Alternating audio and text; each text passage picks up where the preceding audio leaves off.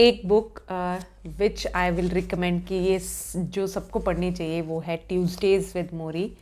Beautiful book. It is a conversation between a student and a professor, and life greatest lessons मिलेंगे आपको इस book में.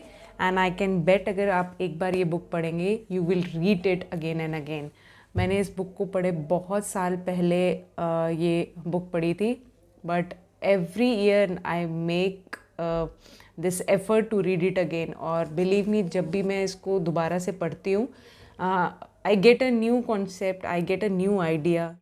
तो this book is basically a conversation between a student and a professor. तो ये Tuesdays को मिला करते थे, दैट इज़ वाई इस बुक का नाम भी ट्यूसडेज़ विद मोरी है. And the professor has given knowledge to his student, and he has talked about almost everything. He has talked about family, he has talked about emotions, culture, forgiveness, he has talked about marriage, he has talked about what is the perfect day, he has talked about regrets, he has talked about death. Almost every aspect of life this book covers. My 5 takeaways from this book are: number 1, acceptance. Accept what you are able to do and accept what you are not able to do. The second most important lesson I got from this book is about culture.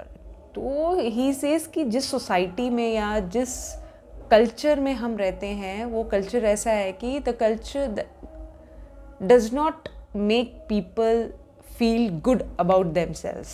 हर कहीं, see in your family, see in your workplace, be it with kids. हमारा culture ऐसा है, we always are in you no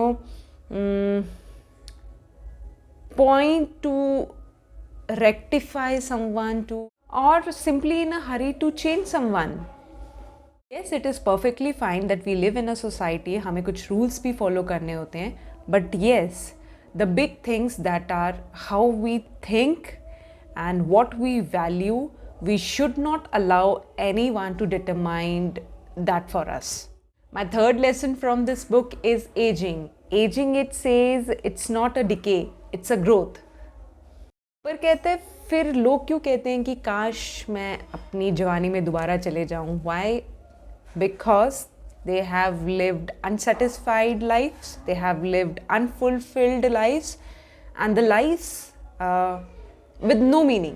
My fourth lesson from this book was about money. Money कहता है एक तरह की ना ब्रेन वॉशिंग हो रही है हमारे साथ. अब ब्रेन वॉशिंग कैसे होती है कि एक चीज़ को जब हम बार बार रिपीट करते हैं तो क्या चल रहा है ना कि we repeat so much that owing things is good, more money is good, more property is good, more is good, more is good. तो ये इतना रिपीट हो जाता है कि और कुछ इम्पोर्टेंट, और कुछ लाइफ में फिर इम्पोर्टेंट ही नहीं लगता, या और कुछ कोई मायने ही नहीं रखती चीज़ें. So my fifth and the favourite lesson from this book is about death. तो डेथ के बारे में मोरी हमें ये समझाते हैं कि we should do what a Buddhist do every day. तो बुद्धिस्ट क्या करते हैं? They imagine a bird on their shoulder every day and they ask that bird that am I ready to die? Is this the day? Am I being the person I want to be? क्या मैं वो इंसान बन पा रहा हूँ जो मुझे बनना चाहिए? और क्या मैं वो सब कुछ कर रहा हूँ जो मुझे करना चाहिए इस लाइफ? मेरे ये 5 फेवरेट लेसन्स थे इस बुक में से. प्लीज़ डू टेल मी ये वीडियो कैसी लगी और ये लेसन्स कैसे लगे. और भी बहुत कुछ है इस बुक से लेने के लिए. I would request every one of you to just read this book at least once in your lifetime. It's an amazing, amazing book. Thank you for watching this